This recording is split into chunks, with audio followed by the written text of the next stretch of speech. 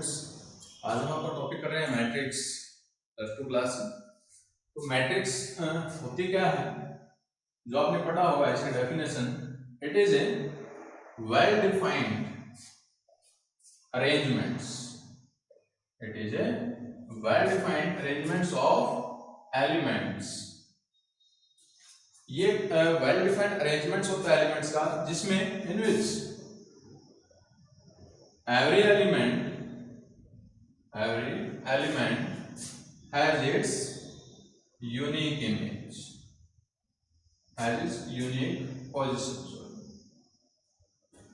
Matrix के अंदर जितने भी एलिमेंट्स होंगे सभी की क्या होगी, एक यूनिक पोजीशन होगी।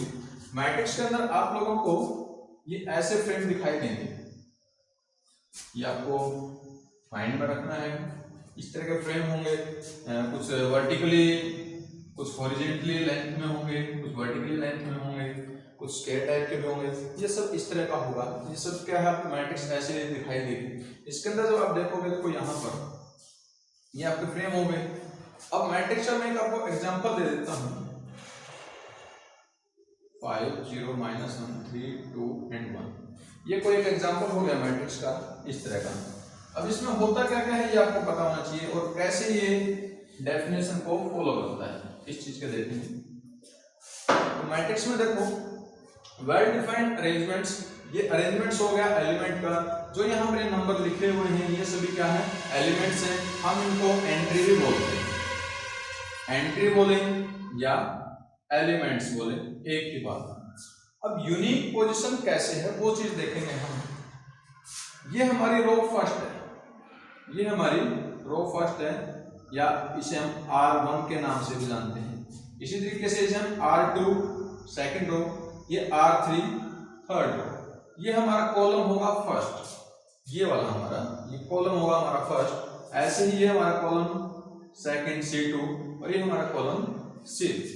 इस तरीके से हर एक मैट्रिक्स के अंदर आपको रो और कॉलम मिलेंगे, और आप आसानी से पता कर सकते हैं कि ये रो फर्स्ट है, सेकंड है, थर्ड है, ये column first second third fourth, so हम पता कर सकते हैं। और जनरल मैट्रिक्स जैसे A11 A12 A13 A1n A21 A22 A23 A2n। देखो इसके अंदर क्या हुआ, first row first column, first row second column, first row third column, ऐसे चलते जाएंगे। फर्स्ट रो nth कॉलम, ये आपके कॉलम हो गए, सॉरी ये आपके रो हो गए, ये आपके कॉलम हो जाएंगे। ऐसे ही जब नेक्स्ट रो आएगी A31 A32 A33 A3 चलता रहेगा, ऐसे ही चलते रहेंगे। और लास्ट में रो हमने मान लिया वो mth रो है, first column, mth row second column, mth row third column and mth row nth column. इस तरीके से है। एलिमेंट होता है ना जो, ये सभी क्या है, element. Notation of element, notation of element, यानी हम एलिमेंट को किससे डिनोट करते हैं, AIJ से। हम एलिमेंट को किससे डिनोट करेंगे, AIJ से। और ये आपको यहाँ पर जो मैंने लिखा, यहाँ से आपको पता चल गया होगा, जो पहला नंबर है I वो किसके लिए है, रो के लिए, और लास्ट में वो किसके लिए है, कॉलम के लिए, राइट। ये सब आपको पता चल गया। AIJ एलिमेंट हो गया, I रो के लिए है, J कॉलम के लिए है। ये आपकी ऐसे जनरल मैट्रिक्स होगी जिसके अंदर n कॉलम है और m रो, ठीक है। अब उसके बाद आपको मैट्रिक्स पता चल गया। मैट्रिक्स की नोटेशन, इसको डिनोट किससे करते हैं, मैट्रिक्स को डिनोट किससे करते हैं, अब हम वो पढ़ेंगे। यहां पर मैट्रिक्स को डिनोट किया जाता है कैपिटल अल्फाबेट से। नोटेशन ऑफ मैट्रिक्स, मैट्रिक्स को कैपिटल अल्फाबेट से डिनोट किया जाता है। For example A B X Y M N, कोई भी आप कैपिटल अल्फाबेट है उससे हम मैट्रिक्स को डिनोट करते हैं। उसके बाद आता है आपका order of a matrix.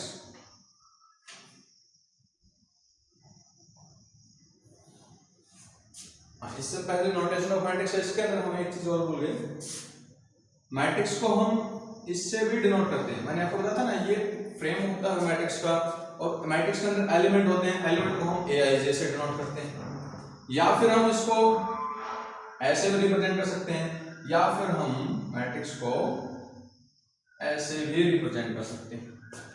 Matrix को रिप्रेजेंट करने के देखो कैपिटल अल्फाबेट से लिख सकते हैं, AIJ इस तरह भी लिख सकते हैं, इस तरह भी लिख सकते हैं, और इस तरह भी लिख सकते हैं। उसके बाद आता है आपका topic order of a matrix. Matrix का ऑर्डर, अभी मैंने जनरल जो मैट्रिक्स लिखी थी A11, A12, A13, A14, A1n, ये आपको पता चलेगा होगा कैसे लिखा गया। AIJ आपका एलिमेंट होता है, यहां पर जो है नंबर, ये फर्स्ट रो के अंदर फर्स्ट कॉलम है, तो यानी फर्स्ट रो के अंदर फर्स्ट कॉलम। जब मैं इसकी बात करूंगा AIJ किस रो के अंदर है, फर्स्ट रो के अंदर है, लेकिन कॉलम कौन सा है, सेकंड है। ये इस तरीके से सभी एलिमेंट लिखे जाते हैं। उसके बाद A21, A22, A23, A24 up to A2n and so on, AM1, AM2 and AM। इस तरीके से ये आपकी एक जनरल मैट्रिक्स हो गई। अब जनरल मैट्रिक्स हो गई आपकी, कोई भी एक ऐसी मैट्रिक्स होगी, उसके अंदर आप ऑर्डर कैसे पता करोगे। ऑर्डर ऑफ ए मैट्रिक्स क्या होगा, जो ये लास्ट वाला एलिमेंट होगा ये हमें बताएगा कि ऑर्डर क्या है। तो जैसे इस मैट्रिक्स का ऑर्डर क्या है, m क्रॉस n। ऑर्डर को लिखने का तरीका, ऑर्डर को लिखने का तरीका क्या होगा, रो क्रॉस में column, number of row into में नंबर ऑफ कॉलम। हम ऑर्डर को ऐसे लिखते हैं। अब इसके अंदर कितनी रो है, n, क्रॉस कितने कॉलम है, n, तो इस मैट्रिक्स का ऑर्डर क्या हो जाएगा, m क्रॉस n। हम एक और एग्जांपल लेते हैं, 1 0 2 1 -1 3, हमने ये ले लिया। अब इस मैट्रिक्स का हम ऑर्डर देखेंगे, वो कैसे, इसके अंदर रो कितनी है, R1 R2 R3, और ये C1 ये C2, तो रो कितनी हो गई 3, कॉलम कितने हो गए 2, तो इस मैट्रिक्स का ऑर्डर क्या हो जाएगा 3 क्रॉस 2। ठीक है। अब इसके बाद आपका एक टॉपिक और आता है number of elements in a matrix. तो किसी भी मैट्रिक्स के अंदर नंबर ऑफ एलिमेंट हम कैसे पता करें, तो जो ये आपको ऑर्डर दिया होता है, जो ये आपका ऑर्डर होता है, इसको हम सिंप्लीफाई कर लेते हैं, इसको सोल्व करो, 3 × 2 6 हो गया। तो इस मैट्रिक्स के अंदर आप चेक करोगे कितने एलिमेंट हैं, 1 2 3 4 5 6। तो जो हम ये ऑर्डर दिया जाता है उसको सिंप्लीफाई करो, आपके पास number of element in a matrix आ जाएगा। उसके बाद है डायगोनल एलिमेंट।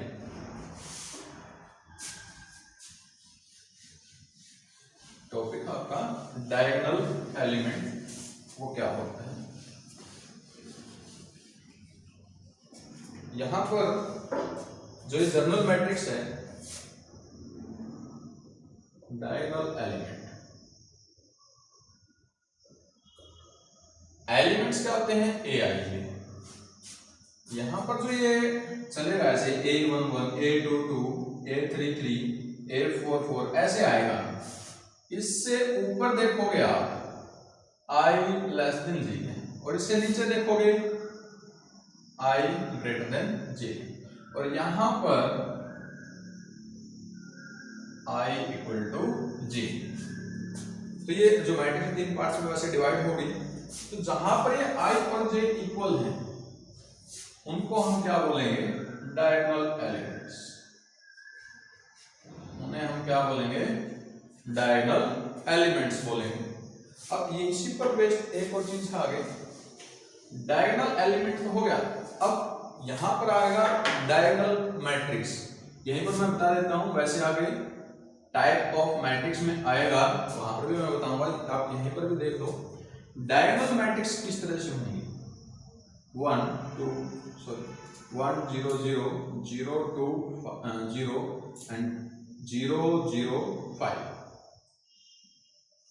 डायगोनल मैट्रिक्स देखो, मैंने बताया ना, डायगोनल एलिमेंट ये होते हैं जहां पर I और J इक्वल है, first row first column, second row second column, third row third column, A11 A22 A33। ये एलिमेंट A22 है, ये एलिमेंट A11 है और ये एलिमेंट A33 है। तो ये सभी क्या हो गए आपके डायगोनल एलिमेंट हो गए। डायगोनल एलिमेंट को छोड़कर बाकी सभी एलिमेंट क्या होने चाहिए, 0, और ये एक स्क्वायर मैट्रिक्स होनी चाहिए। अभी आपको स्क्वायर मैट्रिक्स के बारे में नहीं बताया है, वो आगे बताएंगे। तो डायगोनल मैट्रिक्स ये होते हैं, डायगोनल एलिमेंट और डायगोनल मैट्रिक्स, इसका आपको ध्यान में रहना चाहिए। डायगोनल एलिमेंट जहां पर i और j इक्वल होते हैं, ये प्रिंसिपल डायगोनल भी बोला जाता है आपको। तो A11 A22 जहां पर i और j इक्वल होंगे वो डायगोनल एलिमेंट हो जाएंगे। और डायगोनल मैट्रिक्स, डायगोनल एलिमेंट को छोड़कर बाकी सभी क्या हो, 0, और स्क्वायर मैट्रिक्स हो वो डायगोनल मैट्रिक्स कहलाएंगे। उसके बाद फर्दर आपका जो टॉपिक है टाइप्स ऑफ मैट्रिक्स। तो टाइप्स ऑफ मैट्रिक्स क्या होता है,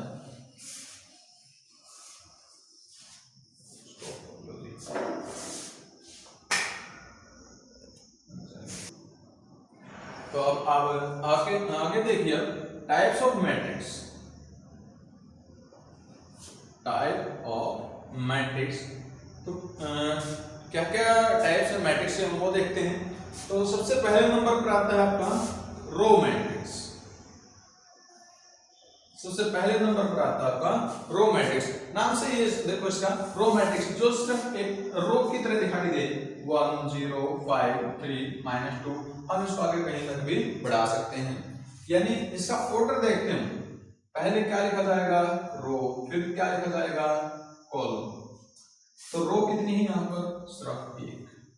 कॉलम कितने हैं, 1 2 3 4 5, कॉलम कितने हैं, 5। तो इसका ऑर्डर क्या हो गया, 1 × 5। एक ऐसी मैट्रिक्स जिसके अंदर नंबर ऑफ रो केवल 1 है, वो क्या कहलाएगा, रो मैट्रिक्स कहलाएगा।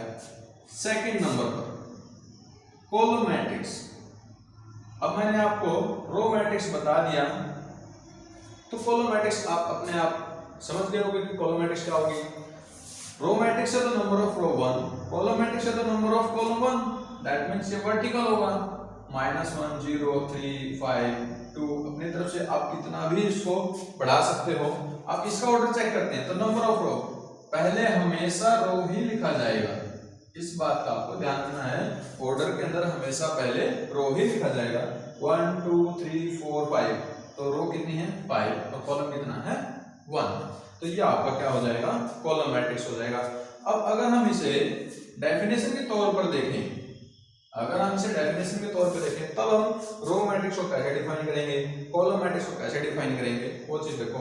रो क्या होता है, किसी भी जनरल मैट्रिक्स का जो ऑर्डर है, किसी भी जनरल मैट्रिक्स का ऑर्डर क्या होता है, m × n।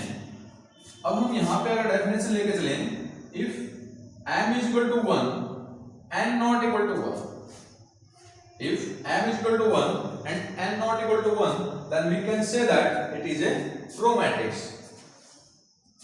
And if n not equal to 1 and n equal to 1, then it is a column matrix. ये हम डेफिनेशन के तौर पे ले सकते हैं। अदरवाइज आप एग्जांपल से समझ ही गए होंगे कि रो मैट्रिक्स क्या है, कॉलम मैट्रिक्स क्या है। उसके बाद आपका आता है रेक्टेंगुलर मैट्रिक्स और स्क्वायर मैट्रिक्स। देखो ये कैसे बनी, m × n आपका ऑर्डर था। पॉसिबिलिटी देखेंगे हम क्या क्या हो सकता था। Possibility m = 1 n not equal to 1, ये हमने इसको क्या नाम दिया, रो मैट्रिक्स।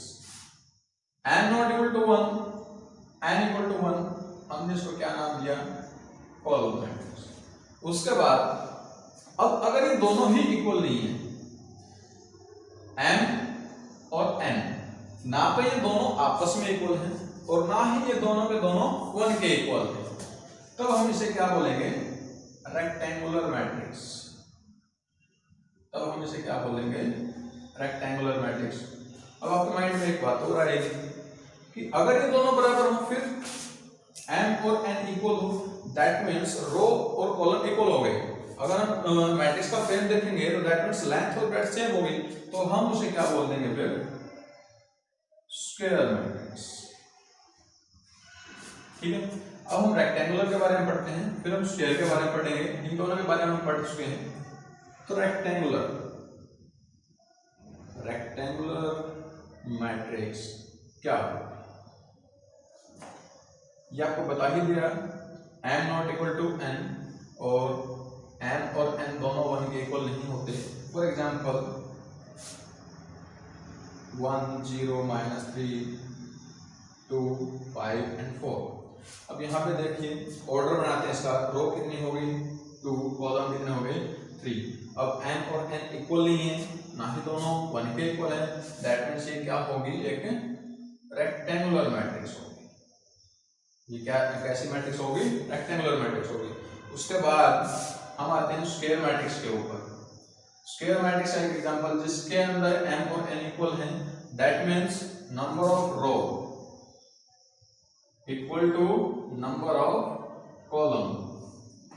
तो अगर हम यहाँ पे 2 रो लेते हैं 2 1 0 -2, number of rose 2, number of column 2, order 2 cross 2, that is a square matrix. अगर मैं इसको और बढ़ाना चाहूँ, कोई और ऑर्डर लेना चाहें तो 0 5, अब यहाँ पे कॉलम 3 हो गए तो 3 रो होनी चाहिए, -4 1 3, तो यहाँ पे 3 क्रॉस 3 ऑर्डर हो जाएगा। देखो आप m और n इक्वल, दोनों इक्वल हैं, नंबर ऑफ रो और नंबर ऑफ कॉलम इक्वल हैं, तो हम इसे क्या बोलेंगे, स्क्वायर मैट्रिक्स बोलेंगे। अब स्क्वायर मैट्रिक्स के अंदर आगे भी टाइप्स आ जाती हैं, अब उन्हें पढ़ेंगे। स्क्वायर मैट्रिक्स के अंदर टाइप, स्क्वायर मैट्रिक्स को आगे 2 पार्ट्स में डिवाइड किया गया है। वो क्या क्या है, एक तो है ट्रायंगुलर मैट्रिक्स और दूसरा है डायगोनल मैट्रिक्स, जो मैंने आपको बताया था। स्क्वायर मैट्रिक्स इसके 2 पार्ट्स कर दिए गए, ट्रायंगुलर मैट्रिक्स और नंबर 2 डायगोनल मैट्रिक्स। अब ट्रायंगुलर मैट्रिक्स और डायगोनल मैट्रिक्स को देखो, ट्रायंगुलर में भी अगर 2 पार्ट्स किए गए हैं, एक है अपर ट्रायंगुलर मैट्रिक्स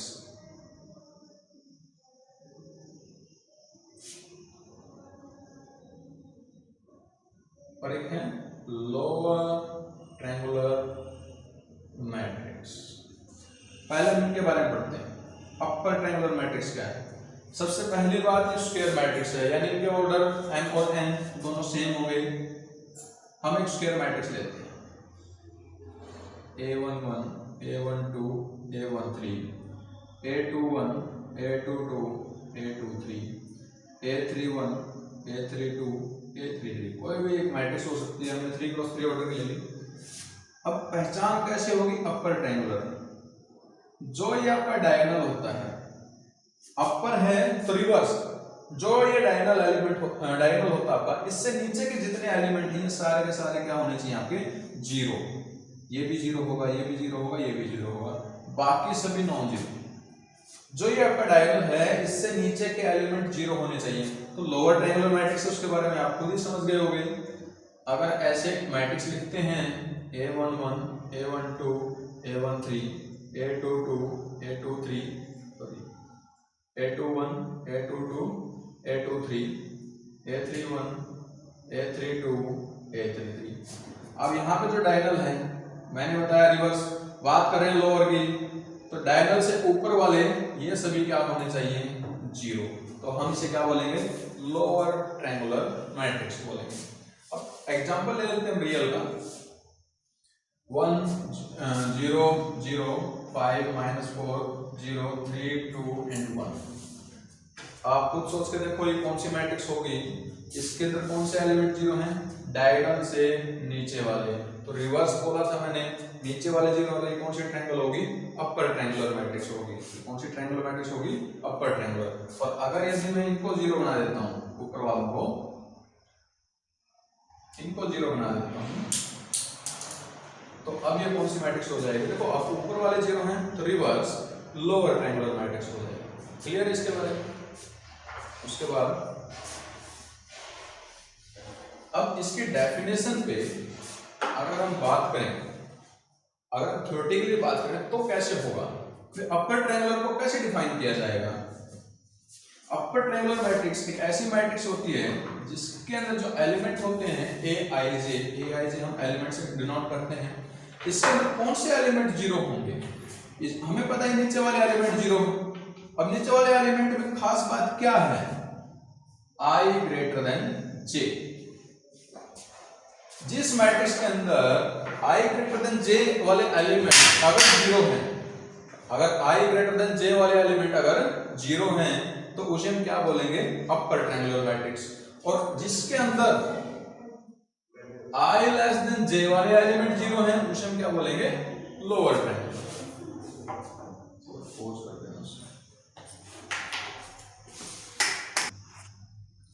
तो ट्रायंगुलर मैट्रिक्स के बारे में आप सभी को पता चल गया। अब उसके बाद हमारा जो सेकंड पार्ट क्या था? Diagonal matrix. डायगोनल मैट्रिक्स ये तो आपको पता ही है, स्क्वायर मैट्रिक्स है, तो लिख लेते हैं यहां पर वही a11 a12 a13 और so on a1n a21 a22 a23 and so on a2n am1 am2 and so on amn। और यहाँ पर m क्रॉस n ऑर्डर है और m और n इक्वल है, ठीक है। अब उसमें देखो जो ये डायगोनल एलिमेंट होंगे आपके, ये जो आपके डायगोनल एलिमेंट होंगे वो सभी क्या होने चाहिए?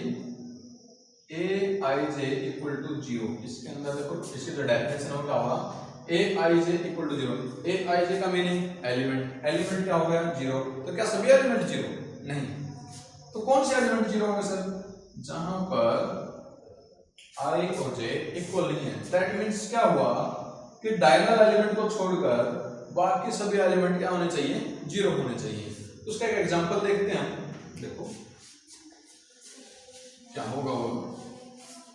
इसके अंदर अभी बताया कि आई नॉट इक्वल टू जे, तो बाकी सभी जीरो होने चाहिए। तो हम एक 3 क्रॉस 3 का एग्जांपल लेते हैं। 2 0 0 0 -3 0 5 0 0। देखो 3 क्रॉस 3 एक मैट्रिक्स हो गई, डायगोनल मैट्रिक्स है। तो diagonal element a11 a22 a33 ये आपका डायगोनल हो गया। अभी कहा था कि a I j equal to 0 if I not equal to j। अब I not equal to j तो इन सभी में हो गया, I इक्वल टू j तो इन्हीं में ना, बाकी सभी तो नॉट इक्वल टू हैं, तो इसलिए ये सभी क्या हो गए? जीरो। तो सर एक बात और बताओ हमें, क्या डायगोनल एलिमेंट भी जीरो हो सकते हैं? तब क्या होगा? हम डायगोनल एलिमेंट के बारे में कुछ नहीं कह सकते। A I J equal to zero और A I J not equal to zero if I equal to J. हम इसके बारे में श्योर है, हम इसके बारे में श्योर हैं कि अगर आई नॉट इक्वल टू जे है तो एलिमेंट जीरो मिलेगा। हम उसे क्या बोलेंगे? डायगोनल। और इसके जो डायगोनल एलिमेंट होते हैं वो जीरो हो भी सकते हैं और जीरो नहीं भी हो सकते। तब हमें उनसे मतलब नहीं है, हमें तो इससे मतलब है कि ये सभी, ये डायगोनल वाले को छोड़कर बाकी सभी जरूर जीरो होने चाहिए। तो इसके अंदर डायगोनल के अंदर आगे टाइप्स आ जाती हैं। तो इसके बारे में एक चीज और रह गई, नोटेशन, डिनोट। इसको लिखने का एक तरीका और है। जैसे हमने एक मैट्रिक्स ले ली, यही मैट्रिक्स ले लो, इसको ऐसे भी लिखा जाता है और इसको ऐसे भी लिखा जाता है। इसके आगे डायगोनल की शॉर्ट फॉर्म लगा देते हैं और केवल डायगोनल एलिमेंट लिख दिए जाते हैं। इसको ऐसे भी लिखा जाता है। अब कोई हमें मैट्रिक्स दे दी ऐसे, डायगोनल -1 2 4 0 लगा लो, तो यहां से अब अगर वो पूछने लगे इसका ऑर्डर बताओ, इस मैट्रिक्स का ऑर्डर बताओ, तो यहाँ पर देखो कितने एलिमेंट है? डायगोनल 3 एलिमेंट है तो 3 क्रॉस 3। अगर 2 एलिमेंट होते हैं 2 क्रॉस 2। अगर 4 एलिमेंट होते हैं तो 4 क्रॉस 4। अब इसको मैट्रिक्स फॉर्म में कन्वर्ट करके दिखाओ। तो पहला एलिमेंट है अपना a11, दूसरा एलिमेंट है a22, तीसरा एलिमेंट है a33। तो a11 a12 a13 a21 a22 a23 a31 a32 a33। तो ये a11 एलिमेंट है, इसकी जगह हम -1, a22 एलिमेंट इसकी जगह 2, a33 एलिमेंट इसकी जगह 0। और क्या बता रखा है कि बाकी सभी एलिमेंट डायगोनल एलिमेंट को छोड़ के बाकी सभी क्या होने चाहिए, जीरो, तो इन सभी को हम जीरो बना देंगे। तो ये आपकी क्या बन जाएगी, एक डायगोनल मैट्रिक्स।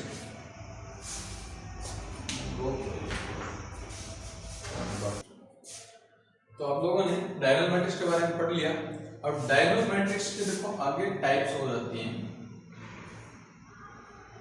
डायगोनल मैट्रिक्स सबसे पहले हम एक बार और इसी की बात करते हैं। डायगोनल मैट्रिक्स पहला नंबर ये क्या है, एक स्क्वायर मैट्रिक्स। डायगोनल मैट्रिक्स एक स्क्वायर मैट्रिक्स है। उसके बाद इसकी दूसरी प्रॉपर्टी क्या थी, दूसरा मतलब क्या था इसका, elements other than diagonal elements are zero. Either a I j equal to 0 if I not equal to j. अगर I और j इक्वल नहीं है तो उनमें सभी एलिमेंट क्या होंगे, जीरो। तो ऐसी मैट्रिक्स को हम क्या बोलेंगे, डायगोनल मैट्रिक्स। और जो डायगोनल एलिमेंट हैं, डायगोनल एलिमेंट्स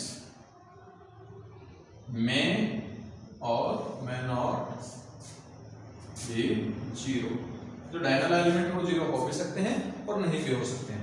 अच्छा, डायगोनल मैट्रिक्स के बाद उसके बाद जो टाइप्स आ जाती है उसकी, एक होती है स्केलर मैट्रिक्स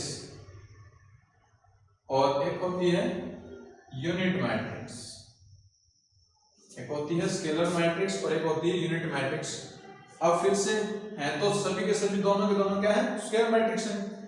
अब स्केलर मैट्रिक्स है डायगोनल मैट्रिक्स का part, that means diagonal element की बात करेंगे, बाकी सभी तो जीरो ही रहेंगे। अगर मैं यहाँ पे 3 क्रॉस 3 का एक एग्जांपल लूं तो 9 एलिमेंट होंगे, डायगोनल एलिमेंट आपके यहाँ पर होंगे, तो बाकी सभी तो जीरो ही लेने हैं। सिर्फ और सिर्फ हम किसकी बात करेंगे, डायगोनल एलिमेंट की बात करेंगे। अब स्केलर मैट्रिक्स ऐसी डायगोनल मैट्रिक्स जिसके सभी डायगोनल एलिमेंट क्या हो, सेम, सभी के सभी डायगोनल एलिमेंट क्या हो, सेम, तो हम उसे क्या बोलेंगे, स्केलर मैट्रिक्स। अब यूनिट मैट्रिक्स ऐसी डायगोनल मैट्रिक्स जिसके सभी डायगोनल एलिमेंट क्या हो, 1। स्केलर मैट्रिक्स में डायगोनल एलिमेंट 1 नहीं हो सकता। a I j not equal to 1, I equal to j। यहां पर जो डायगोनल एलिमेंट है वो 1 नहीं हो सकता, बाकी कुछ भी हो हम स्केलर मैट्रिक्स बोलेंगे। यूनिट मैट्रिक्स डायगोनल एलिमेंट सिर्फ और सिर्फ 1 ही होगा, 1 के अलावा कुछ नहीं होगा, उसे हम यूनिट मैट्रिक्स बोलेंगे। या इसका दूसरा नाम है आइडेंटिटी मैट्रिक्स। इसका दूसरा नाम क्या है, आइडेंटिटी मैट्रिक्स। और इसको डिनोट किया जाता है I से। इसको किससे डिनोट किया जाता है, I से डिनोट किया जाता है। अब इसको लिखने के तरीके भी हैं, IN, इसे क्या लिखा जाता है, IN। अब सर ये IN का फंडा क्या है, क्या मीनिंग है इसका? इसका मीनिंग देखो, अगर n 1 है, I1 that means 1 cross 1। I1 है तो 1 क्रॉस 1, तो A11 एलिमेंट सिर्फ एक ही एलिमेंट होगा और वो क्या होगा, 1। I2 का मीनिंग 2 क्रॉस 2 की मैट्रिक्स होगी और 1 0 0 1, वही डायगोनल मैट्रिक्स की तरह, डायगोनल एलिमेंट 1 बाकी सभी 0। I3 3 क्रॉस 3, डायगोनल एलिमेंट 1 बाकी सभी 0। ऐसे ही I4 तो 4 क्रॉस 4 की मैट्रिक्स, डायगोनल एलिमेंट 1 बाकी सभी 0। ऐसे ही चलता रहेगा और हम इसको ऐसे डिनोट करते हैं। उसके बाद आपका आ जाता है कंपेरेबल मैट्रिक्स और इक्वल मैट्रिक्स। कंपेरेबल और इक्वल मैट्रिक्स, उससे पहले इन दोनों से पहले हम एक मैट्रिक्स और पढ़ लेते हैं जिसे बोला जाता है नल मैट्रिक्स या जीरो मैट्रिक्स। नल मैट्रिक्स या जीरो मैट्रिक्स जिसके सभी एलिमेंट्स क्या हो, जीरो, जिसके सभी एलिमेंट क्या हो, जीरो, उसे हम क्या कहेंगे, नल मैट्रिक्स या जीरो मैट्रिक्स। और इसे रिप्रेजेंट किया जाता है कैपिटल O से। अब आपका टॉपिक है कंपेरेबल मैट्रिक्स। क्या टॉपिक है हमारा? Comparable matrix. फिर मैट्रिक्स को कंपेयर करना है। two matrices A and B are comparable if their orders are same।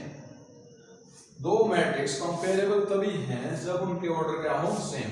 यानी A का ऑर्डर 2 क्रॉस 3, B का ऑर्डर वो भी 2 क्रॉस 3 होना चाहिए, तभी हम क्या बोलेंगे? सेम बोलेंगे। अब अगर इसका ऑर्डर 2 क्रॉस 3, इसका 3 क्रॉस 2, ये सेम ऑर्डर नहीं है। सेम ऑर्डर होना चाहिए तभी हम उन्हें क्या बोलेंगे? कंपेरेबल बोलेंगे।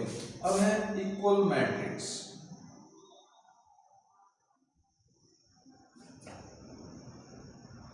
A एंड B कोई भी दो मैट्रिक्स हो गई, उन्हें हम इक्वल कब बोलेंगे?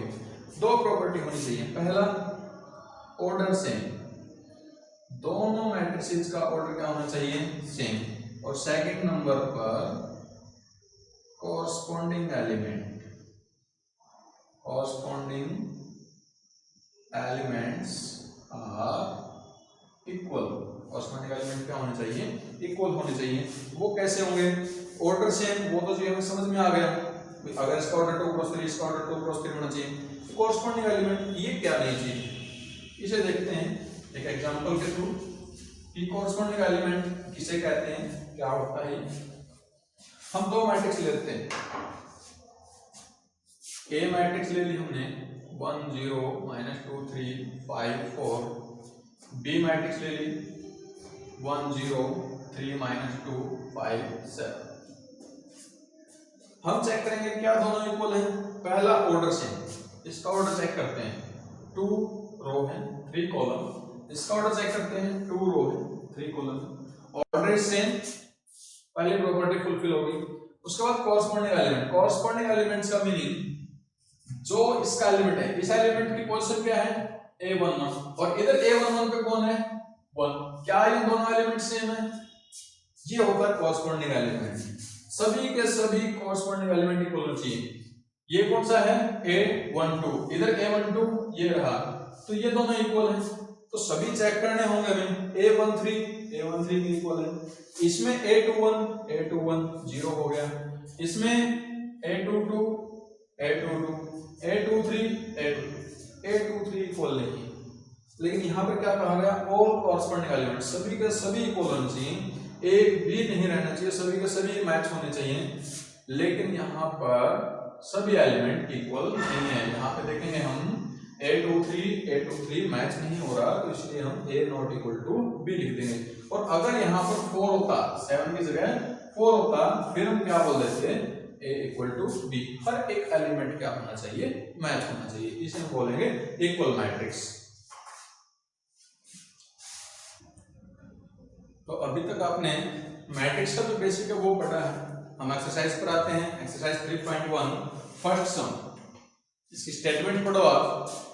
If a matrix has 18 element, then what are the possible order of a matrix? The number of elements are 18। जब ऑर्डर ऑफ मैट्रिक्स हम पढ़ रहे थे तो उस टाइम मैंने बताया था कि नंबर ऑफ एलिमेंट्स हम कैसे निकालते हैं। एक बार फिर से देख लेते हैं। ऑर्डर मैट्रिक्स अगर दिया गया है 3 क्रॉस 4, तो नंबर ऑफ एलिमेंट्स क्या होंगे? इनको सिंप्लीफाई कर देते हैं 12। अगर आपका ऑर्डर है 2 क्रॉस 3, तो नंबर ऑफ एलिमेंट क्या होंगे? 6। दैट मींस हमें सिर्फ ये मल्टीप्लाई सिंप्लीफाई करनी है और हमारे पास नंबर ऑफ एलिमेंट आ जाएगा। अब इसका रिवर्स दे दिया क्वेश्चन, उसने पूछ दिया नंबर ऑफ एलिमेंट तो है 18, पॉसिबल ऑर्डर बताने हैं। तो हमें वो सभी प्रोडक्ट निकालनी होंगी जिनकी प्रोडक्ट 18 है। Therefore possible orders are. अब 1 से शुरू करते हैं। 1 के साथ 18 मल्टीप्लाई करेंगे, एक ऑर्डर ये हो सकता है। 2 से, 2 के साथ 9 पर, 3 के साथ 6, 4 के साथ नहीं होगा, कोई भी ऐसा नंबर नहीं है कि 4 के साथ मल्टीप्लाई करें तो 18 आए। 5 के साथ ऐसा भी नहीं है। अब 6 के साथ 6 क्रॉस 3, आप कहोगे कि 3 क्रॉस 6 आ तो चुका है, लेकिन इसमें और इसमें डिफरेंस है। यहाँ पर नंबर ऑफ रो 3 है, यहाँ पर नंबर ऑफ रो 6 है। अगर हम इसको रिवर्स कर देते हैं तो ऑर्डर चेंज हो जाता है, इस बात का ध्यान रखना है। रिवर्स नंबर भी आएंगे ये 9 क्रॉस 2 और 18 cross 1। These are the only possible order in which matrix has 18 element। उसके बाद आपका सेकंड जो क्वेश्चन है वो देखिए। सेकंड क्वेश्चन में आपको एक मैट्रिक्स दी गई है 3 क्रॉस 3 और उसके अंदर लिखा गया है 3 क्रॉस 4 दिया गया है आपको A 6 17 13 -3 8 15 2 9 and 18 5 6 and -21। पहले से हमें पूछा गया है राइट द ऑर्डर, हमें इसका ऑर्डर लिखना है। ऑर्डर ऑफ ए, मैंने बताया था मैट्रिक्स को हम किससे रिप्रेजेंट करते हैं, कैपिटल अल्फाबेट से। ऑर्डर ऑफ ए, अब ऑर्डर कैसे लिखते हैं ये भी बताया गया था पहले, number of row into number of column. तो number of row 1 2 3 row, column 1 2 3 4 column, तो इसका ऑर्डर हो जाएगा 3 क्रॉस 4। उसके बाद एलिमेंट्स पूछे गए हैं A14 एलिमेंट कौन सा है, देखो Aij एलिमेंट था आपका। तो मैंने इसमें क्या बताया था, पहला I रो के लिए है, J कॉलम के लिए। दैट मींस फर्स्ट रो के अंदर fourth column, first row fourth column के अंदर क्या आया 5। उसके बाद A22 और A31, A22 का meaning second row second column, A23 का meaning second row third column, 8 हो गया। और A34 का meaning third row fourth column, third row fourth column. इस तरीके से अगर कोई भी एलिमेंट आपको पूछेगा तो आप आसानी से बता सकते हैं। उसके बाद उसने एक चीज और पूछी है, also show that A32 equal to, हमें शो करना है A23 plus A24, A23 plus A24 ये हमें शो करना है। तो हम लेफ्ट हैंड साइड निकालते हैं, A32 third row second column, third row second column क्या आएगा 15। Right hand side A23 element और A24 एलिमेंट, A23 ये रहा 8 हमारा, A24 second row fourth column 6 और फिर इन दोनों का प्लस, सॉरी A23 आपका 9 सेकंड रो थर्ड कॉलम, ये 9 आएगा। 9 plus 6 15, left hand side equal to right hand side. तो इस क्वेश्चन में आपने देखा ऑर्डर कैसे पता करते हैं, किसी एलिमेंट की वैल्यू कैसे पता करते हैं, और ये शो करना था, हमने आसानी से कर लिया। सभी एलिमेंट्स की वैल्यू हमने पुट की, लेफ्ट हैंड साइड और राइट हैंड साइड हमने निकाल ली। नेक्स्ट सम देखिए अब अपना फोर्थ सम है, construct a matrix of 2 cross 2 Aij whose elements are given by। Elements उनका कोई एक रूल दे रखा है और हमें एक मैट्रिक्स बनानी है जिसका ऑर्डर 2 क्रॉस 2 है। तो सॉल्यूशन देखो इसका कैसा होगा, हमें एक मैट्रिक्स बनानी है A जिसका ऑर्डर क्या है 2 क्रॉस 2। 2 क्रॉस 2 मीन्स 2 रो 2 कॉलम, 2 रो और 2 ही कॉलम। तो पहला एलिमेंट A11, दूसरा एलिमेंट A12, यहां पर A21 और यहां पर A22, ये 2 क्रॉस 2 की आपकी मैट्रिक्स होगी। अब हमें एलिमेंट्स निकालने हैं, एलिमेंट्स के लिए हमारे पास रूल दिया हुआ है Aij equal to I plus 2j का स्क्वायर डिवाइड बाय 2, ये हमें दिया गया है। तो हम पहले एलिमेंट निकालेंगे A11, कंपेयर करो इसको इससे, I की जगह 1, J की जगह 1, तो हम पुट कर देंगे I की जगह 1 पुट कर देंगे, J की जगह 1 पुट कर देंगे। 2 इंटू J यानी 2 इंटू 1 तो 2 होल स्क्वायर, 1 प्लस 2 3 का स्क्वायर 9 9 बाय 2। और इसी तरीके से A12 निकालेंगे हम, कंपेयर करो I की जगह 1, J की जगह 2, I की जगह 1 रख दो, J की जगह 2 रखें, 2 इंटू 2 4 हो गया, whole square divide by 2, 5 4 plus 1 5, 5 का स्क्वायर 25 बाय 2। A21 आई की जगह 2, जे की जगह 1, आई की जगह 2, जे की जगह 1 बाय 2, 2 + 2 4, 4 का स्क्वायर 16/2। पहले ये ऊपर ब्रैकेट सॉल्व करनी होगी। a22, तो a22 निकालेंगे, आई की जगह 2, जे की जगह 2, तो 2 प्लस जे की जगह 2 रखो, 2 × 2 4 होल स्क्वायर डिवाइड बाय 2, 4 + 2 6, 6 का स्क्वायर 36/2 इक्वल टू 18।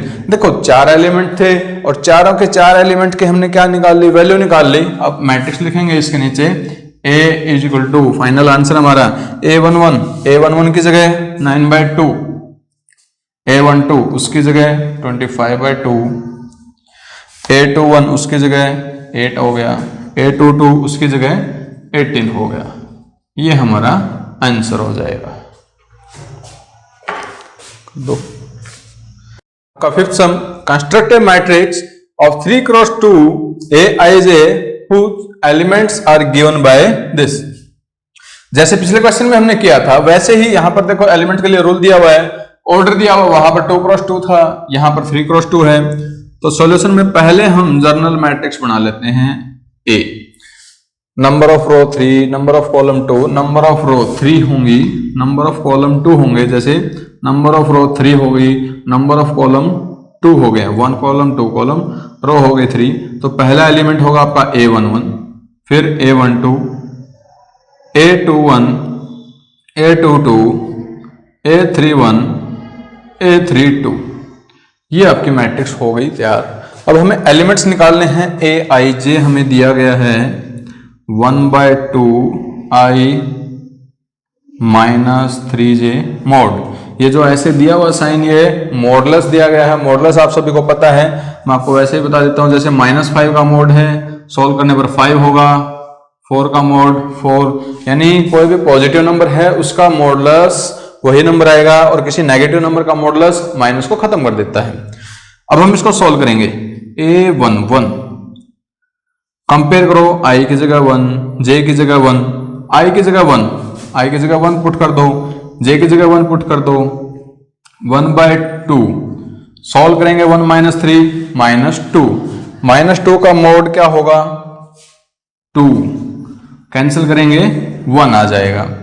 ऐसे ही a12 i की जगह 1 है, j की जगह 2 है, i की जगह 1, j की जगह 2 पुट करोगे 6, 1/2 -5 का मोड, और -5 का मोड मैंने अभी बताया था आपको, कोई भी नेगेटिव नंबर उसका मॉडुलस पॉजिटिव नंबर होता है। तो आंसर क्या आएगा आपका 5/2। a21 नेक्स्ट एलिमेंट, यानी i की जगह 2, j की जगह 1, तो रख देंगे इसके अंदर i की जगह 2, j की जगह 1, तो 1/2 -1 का मोड 1, तो 1/2। अब ऐसे ही a22, तो i की जगह 2, j की जगह 2, तो 1/2, i की जगह 2, j की जगह 2 रखेंगे, 3 × 2 6 हो गया, तो 1/2 -4। और बताया था कोई भी नेगेटिव नंबर है उसका मॉडुलस पॉजिटिव नंबर बना देता है उसी को। अब a31, तो i की जगह 3, j की जगह 1, i की जगह 3, तो 1/2 3 माइनस j की जगह 1, 3 × 1 3, 3 - 3 0, 0 का, और 0/2 0। a32 i की जगह 3, i की जगह 3, j की जगह 2, तो 3 - 6, तो 1/2 -3, और -3 का मोड 3/2। तो इस तरीके से हमने सभी एलिमेंट्स निकाल लिए, और सभी एलिमेंट्स की हम यहाँ पर वैल्यू पुट कर देंगे। तो 1, a12 की जगह 5/2, a21 की जगह 1/2, a22 की जगह 2, 0 and 3/2। That's your matrices which is required matrix. Next sum आपका देखो, दो मैट्रिसेस यहां पर गिवन है, इक्वल गिवन है। इसका नाम हम अपनी मर्जी से A लिख सकते हैं, इसका नाम हम B लिख सकते हैं। There are given 2 matrices A and B, both are equal, ये दोनों इक्वल दी गई हैं। And find x, y, z, w, और हमें इन सभी की वैल्यू निकालनी है। जब मैंने आपको बेसिक करवाया था तो उसके अंदर बताया गया था कि 2 matrices are equal if and only if they satisfy 2 properties which are, first property is order will be same. अगर मैट्रिक्स इक्वल हैं तो उनकी जो ऑर्डर है वो क्या होगा, सेम होगा। 2 matrices are equal if and only if, पहली प्रॉपर्टी ऑर्डर इज सेम, और दूसरी प्रॉपर्टी क्या है, all corresponding elements are equal. ठीक है, ये दो चीजें आपको बताई गई थी। अब देखिए यहां पे लिखेंगे मैट्रिसेस आर इक्वल, ऑर्डर तो सेम ही है, therefore all corresponding elements are equal. अब कॉरस्पॉन्डिंग एलिमेंट इक्वल है तो बताया था कि कॉरस्पॉन्डिंग एलिमेंट हम कैसे पता करते हैं। ये एलिमेंट देखो कौन से नंबर पर है, A11, यहां पर A11 पर कौन है, 3 है, तो दोनों कॉरस्पॉन्डिंग हो गए। जो इसकी पोजीशन है वही उसकी पोजीशन होनी चाहिए, इसकी पोजीशन A11 है, इसकी पोजीशन A11 है, तो ये दोनों कॉरस्पॉन्डिंग हो गए और कॉरस्पॉन्डिंग एलिमेंट इक्वल हैं, तो x = 3। अब ये A12 पे ये है, तो ये दोनों कॉरस्पॉन्डिंग होंगे, 3x - y = 2। x की जगह पुट कर देंगे हम 3, क्योंकि x की वैल्यू 3 आ चुकी है, 3 पुट कर दो, 9 - y = 2, -y 2 - 9 -y = -7, cancel y = 7। Matrices जब भी इक्वल हैं और हमें वेरिएबल निकालने हैं तो हमें हर एक कॉरस्पॉन्डिंग एलिमेंट को इक्वल रख के देखना है। तो 2x + z = 4, पुट x = 3, क्योंकि x की वैल्यू आ चुकी है हमारे पास 3, यहाँ पे 3 रखेंगे, 3 × 2 6 + z 4, 4 - 6 z = -2। अब ये एलिमेंट 3y - w किसके इक्वल होगा, 7 के। पुट y और w से किसका पता, हमें y का पता है, तो y = 7, 21 - w -w 7 - 21 -14, cancel w = 14। x की value 3, y 7, z -2 and w = 14। These are your answer। Next sum आपका 11th गिवन है, दो मैट्रिसेस यहां पर इक्वल गिवन है, सेम वही है अपना जो हमने पिछला सम किया था। दोनों मैट्रिसेस इक्वल गिवन है, यहां लिखेंगे matrices are equal, matrices are equal, therefore all corresponding elements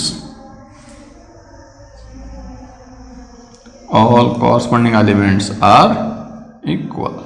तो corresponding elements सभी इक्वल हो गए। ये A11 इसके correspond A11 ये रहा, तो x - y = 5। अब ऐसे ही 2z + w = 3, 2x - y = 12 and 2x + w = 15। अब कहेंगे कि पिछले जो सम था उसके अंदर तो आपने इक्वेशन बनाई नहीं, इसके अंदर आपने इक्वेशन बना दी। पिछले सम में क्या था कि वैल्यू साथ के साथ आ रही थी, यहाँ पर साथ के साथ वैल्यू नहीं आ रही है, तो हम पहले सोल्व करेंगे। जैसे 10th क्लास में होता था ना सम लीनियर इक्वेशन इन 2 वेरिएबल, उसी तरीके से हम इन दोनों इक्वेशन को सॉल्व करेंगे। देखो दोनों के दोनों एक्स वाई में हैं, y का कोएफिशिएंट सेम है,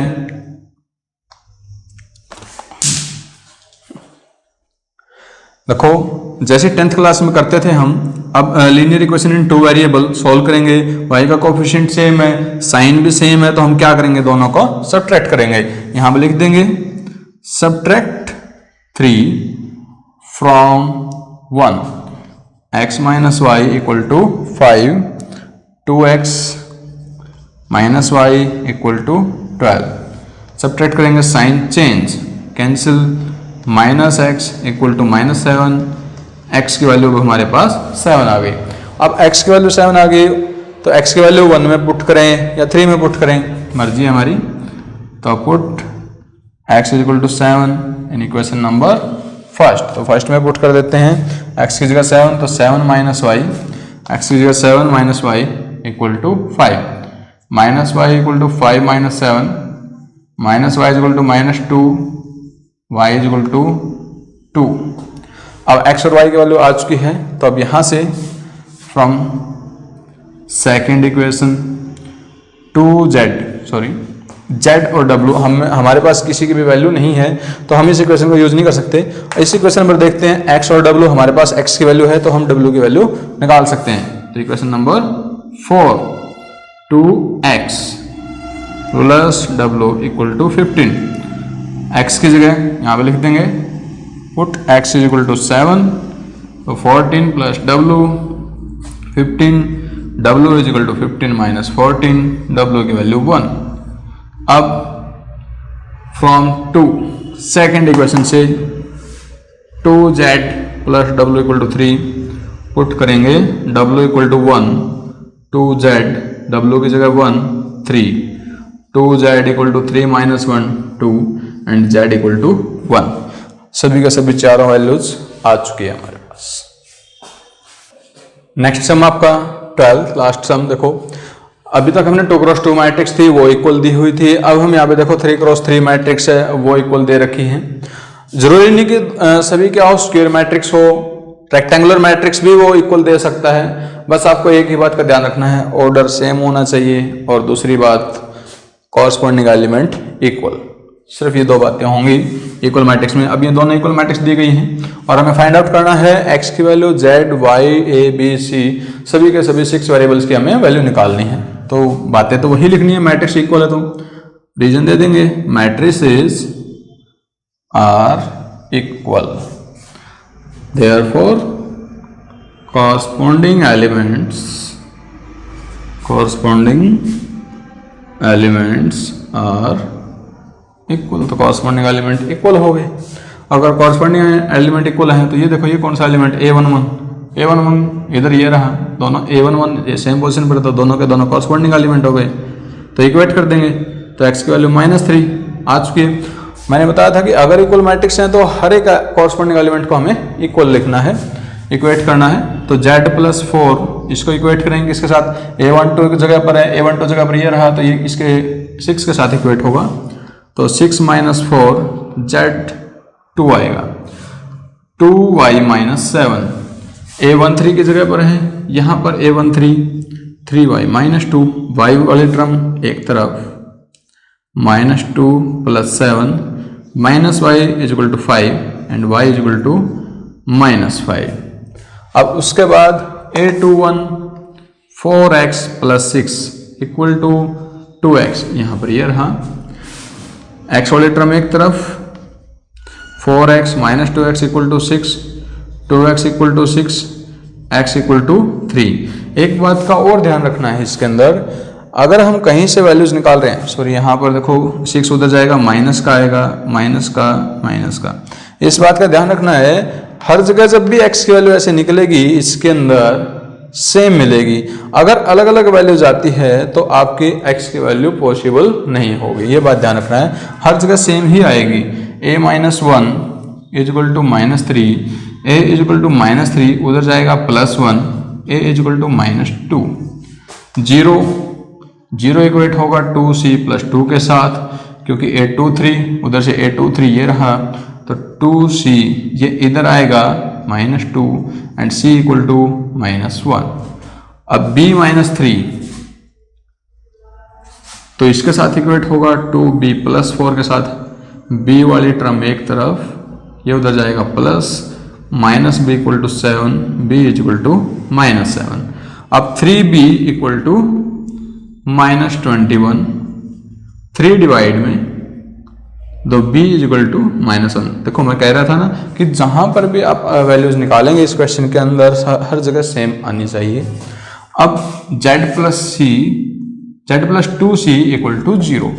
अब कहोगे कि z की वैल्यू भी हम निकाल चुके हैं, c की वैल्यू भी निकाल चुके हैं, अब ये किस लिए है? ये उन वैल्यूज को चेक करने के लिए कि क्या वो वैल्यूज यहाँ पर भी सेटिस्फाई करती हैं। अगर सेटिस्फाई करती हैं तो वो वैल्यूज वैलिड होंगी। z की जगह 2 रख देंगे, यहाँ पे लिख देंगे पुट z2 c -1, तो 2 - 2 equal to 0, 0 equal to 0। That means हमारी z और z की वैल्यू 2, c की वैल्यू -1, ये सभी राइट हैं। तो ये सभी आपकी वैल्यूज आ चुकी हैं। x की value -3, z2, y -5, b -7, c -1 and a equal to -2। ये आपका आंसर हो जाएगा। ये आपकी एक्सरसाइज है, कंप्लीट हो गई आपकी 3.1। ठीक है।